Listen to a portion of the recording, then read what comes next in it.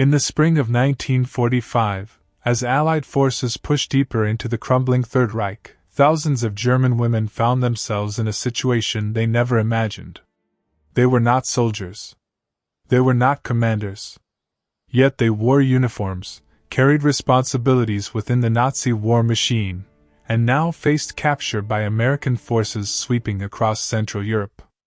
These were the Helferinnen, the female auxiliaries of the Wehrmacht, the Luftwaffe, and the SS.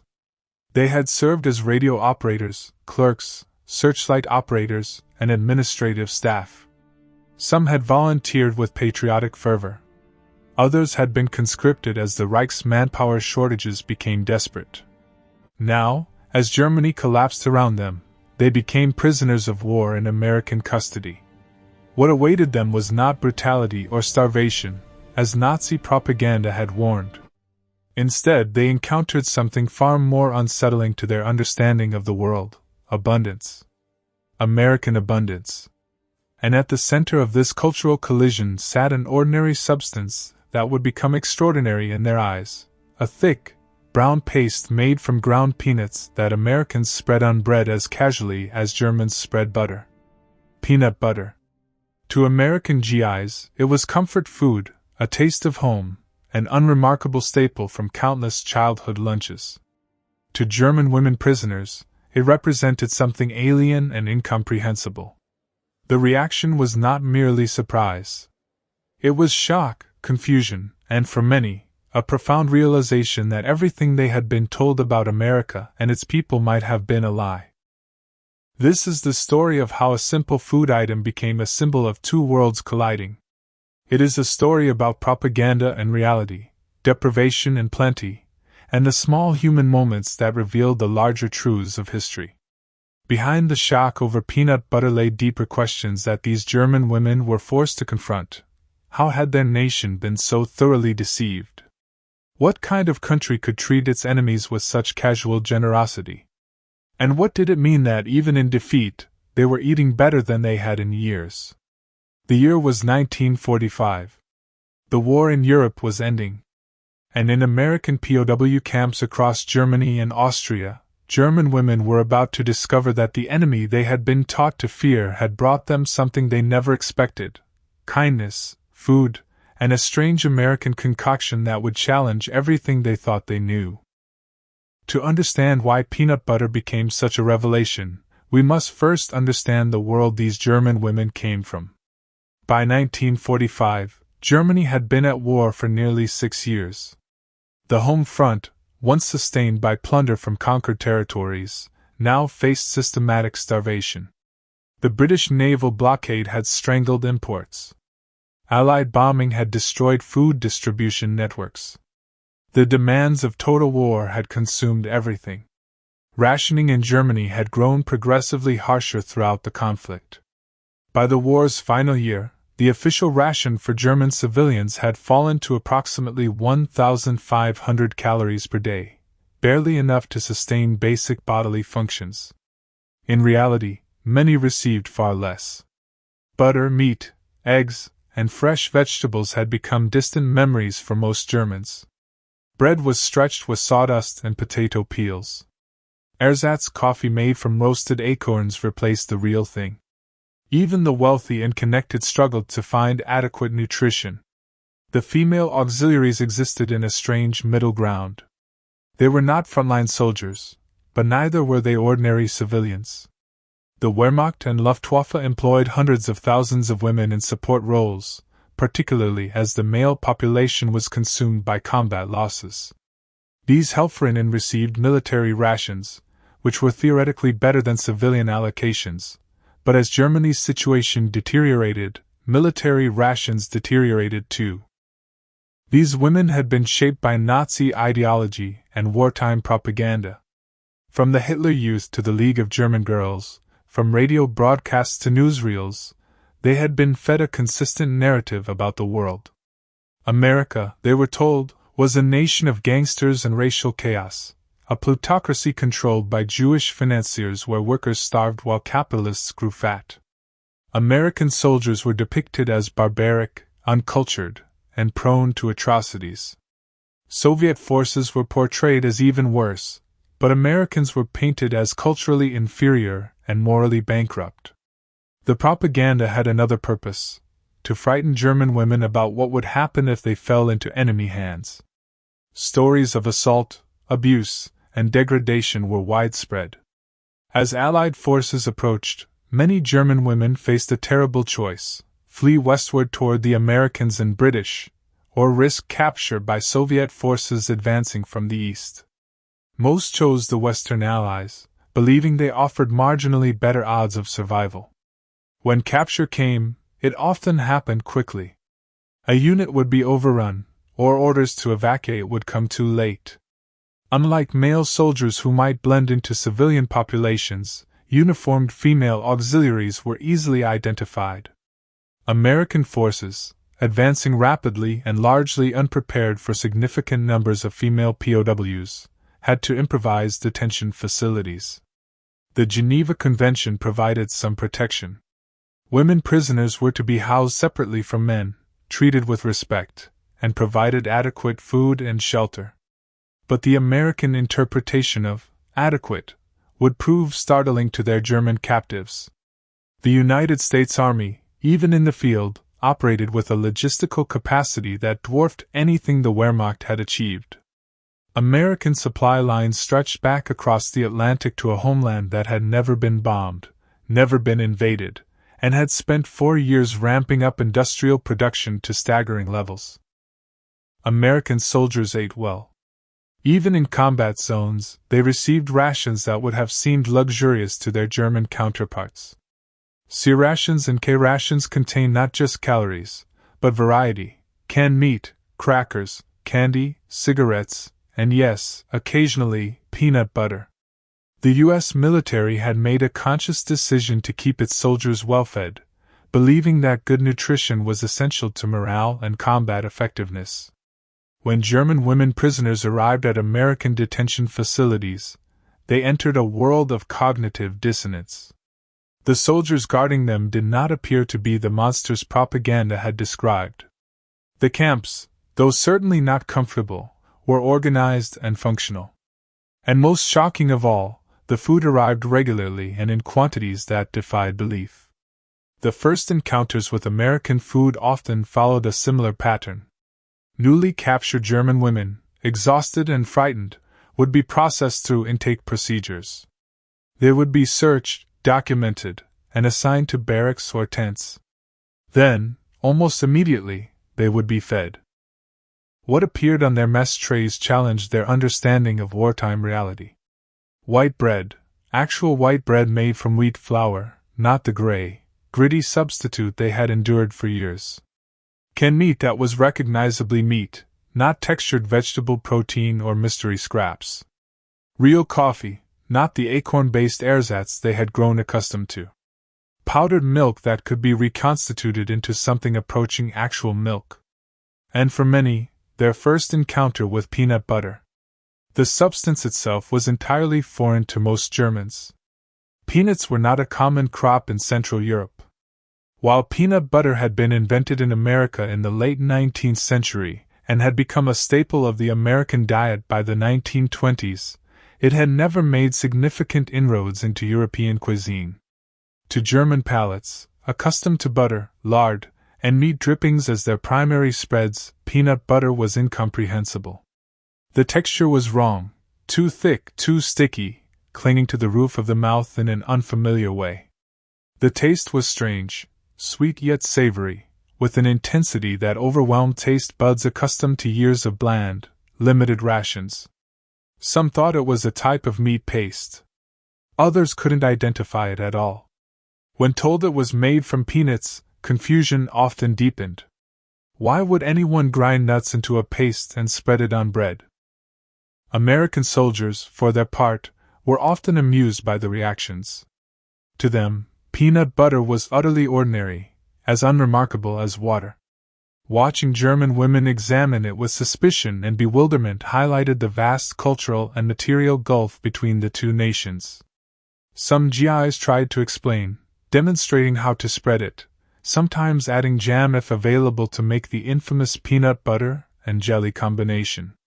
The reactions ranged from polite acceptance to outright revulsion.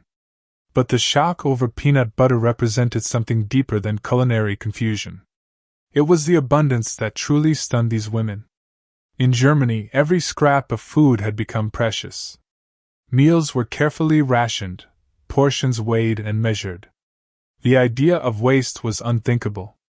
Yet here were American soldiers casually spreading thick layers of this strange paste on white bread, sometimes eating only half a sandwich and discarding the rest. The discarding of food was perhaps the most shocking aspect of all. German women prisoners watched in disbelief as American soldiers threw away cigarettes that were only half smoked, poured out coffee they had decided they didn't want, or left portions of meals uneaten. To women who had spent years scavenging for every calorie, this casual waste seemed almost obscene. It spoke to a level of material wealth they had never imagined possible. Letters and diaries from German women POWs, some declassified decades later, record their astonishment. One auxiliary wrote of receiving more food in her first week of captivity than she had eaten in the previous month of freedom. Another described the strange American foods, including a brown paste from nuts that the Americans eat like butter, as proof that everything they had been told about American poverty was a lie. The cognitive dissonance extended beyond food. These women had been taught that Germany represented civilization and order, while America was chaotic and inferior. Yet the American camps, though certainly prison camps, were organized with an efficiency that often exceeded what they had experienced in German military facilities. Medical care was available. Sanitation was maintained. Guards, while firm, were rarely brutal. Some prisoners initially refused to eat, suspicious that the food might be poisoned or that accepting it represented collaboration. But hunger and the example of other prisoners who ate without consequence gradually broke down resistance. The realization came slowly but inexorably: their captors intended to keep them alive and reasonably healthy. This was not the behavior of the barbaric enemy they had been warned about. The true turning point came not in a single dramatic moment, but through the accumulation of daily revelations. As days turned to weeks in American captivity, German women prisoners began to process what they were experiencing. The shock over peanut butter and other American foods evolved into a broader questioning of everything they had been told. Conversations in the barracks grew more frank. Women compared notes on their treatment, their rations, their interactions with American personnel. Many had expected abuse. Some had been warned specifically about American soldiers and their supposed propensity for assault. Yet the reality was starkly different. While individual instances of misconduct certainly occurred, official American policy strictly prohibited fraternization and abuse of prisoners. Violators faced court-martial. The contrast with what many women had heard about the Eastern Front was profound. Stories from refugees and soldiers described Soviet treatment of German prisoners and civilians as harsh and often brutal. American treatment, by comparison, seemed almost incomprehensibly lenient. This was not softness or weakness. The camps were still prisons, escapes were punished, and discipline was maintained, but it was fundamentally humane in ways that Nazi propaganda had insisted were impossible from the enemy. The peanut butter became symbolic. It appeared regularly in rations, and over time, some German women actually developed a taste for it. Others never overcame their aversion, but even they came to recognize it as representative of American abundance. In quiet moments, women who had believed in the Nazi cause found themselves forced to confront uncomfortable questions. If the Americans were not the impoverished, chaotic barbarians they had been described as, what else had been a lie? Some auxiliaries had been true believers, committed National Socialists who had served the Reich with genuine conviction. For them, the cognitive dissonance was most severe. The evidence of American material superiority was undeniable. The rations, the equipment, the casual waste, all of it pointed to an industrial capacity that Germany had never possessed. How had the Reich's leadership believed they could win against such a power? Why had they been told America was weak when the evidence before their eyes proved otherwise?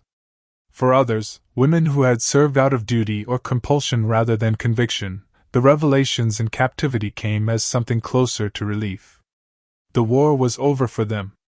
The nightmare of Germany's final collapse was behind them. And they were, against all expectations, being treated decently.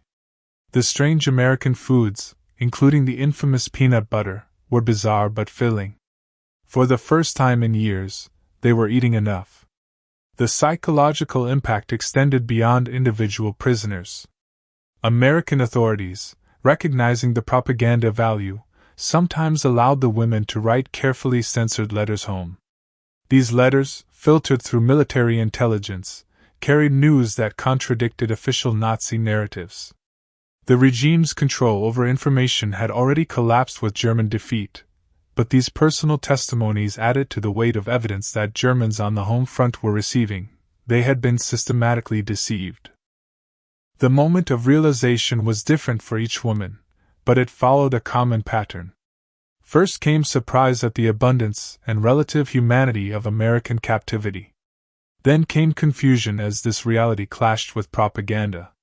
Finally came a kind of reckoning, sometimes angry, sometimes sad, sometimes simply exhausted, that their nation had led them into a war it could never win, based on lies about enemies who had turned out to be far different than described. Peanut butter, in this context, was more than just food. It was evidence. It was proof that America possessed resources beyond German imagination.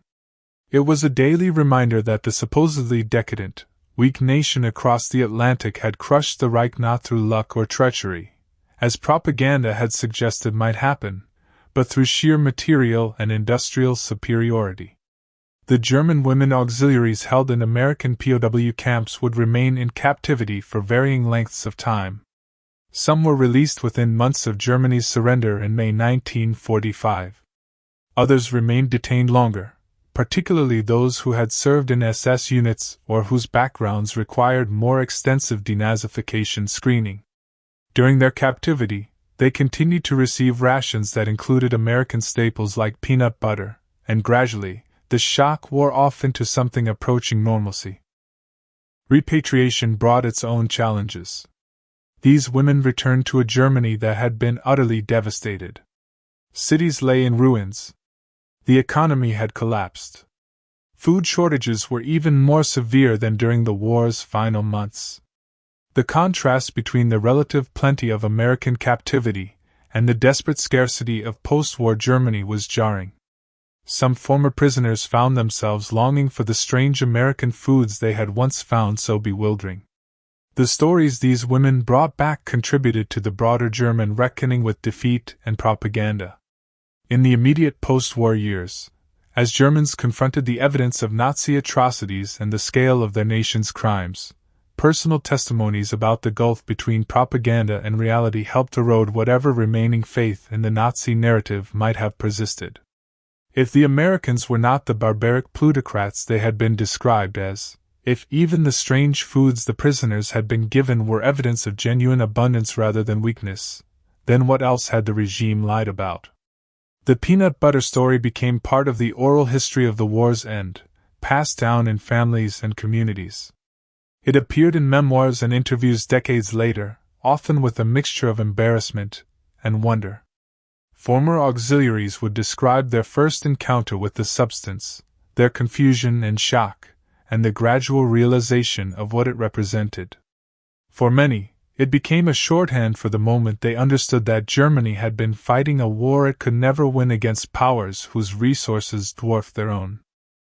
From a historical perspective, the reaction to peanut butter and other American foods illuminates several important themes of the war's conclusion.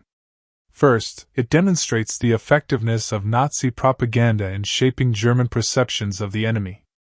The regime had created an alternative reality that bore little resemblance to actual conditions beyond Germany's borders. When that reality collided with truth, the psychological impact was profound. Second, it highlights the material dimensions of Allied victory. The United States' ability to feed not just its own forces but also millions of prisoners and displaced persons after the war was a testament to industrial and agricultural capacity that the Axis powers had fundamentally underestimated. Germany had gambled on a quick victory precisely because its leaders understood they could not win a long war of attrition against such resources. They had been right about their inability to win that kind of war, but wrong in their belief they could avoid it. Third, the humane treatment of German POWs by American forces, while not universal and not without exceptions, represented a strategic choice as well as a moral one. By treating prisoners well, the Allies encouraged surrender, reduced resistance, and laid groundwork for post-war reconstruction and denazification. The contrast between American treatment of German prisoners and German treatment of Soviet prisoners, or Japanese treatment of Allied POWs, was stark and deliberate. The peanut butter itself remained a peculiarity in German cuisine. After the war, as American influence shaped West German culture during the occupation and the early Cold War, some American foods made inroads into German markets. But peanut butter never achieved the popularity it enjoyed in America. German taste preferences remained oriented toward traditional spreads and preserves. The substance remained, for many Germans, that strange American paste they had first encountered in the chaotic spring of 1945. Today, historians recognize these small cultural encounters as windows into larger historical processes. The shock German women prisoners experienced over peanut butter was not about the food itself. It was about the collision of two worlds, one exhausted, defeated, and built on lies, the other victorious and possessed of resources that seemed almost magical to those who had lived through years of deprivation. In the end, the story of peanut butter and German women POWs is a story about truth confronting propaganda, about abundance meeting scarcity, and about the small human moments that illuminate the larger sweep of history. It reminds us that wars are fought not just with weapons and strategy, but with industrial capacity, agricultural production, and the ability to keep armies and even prisoners fed.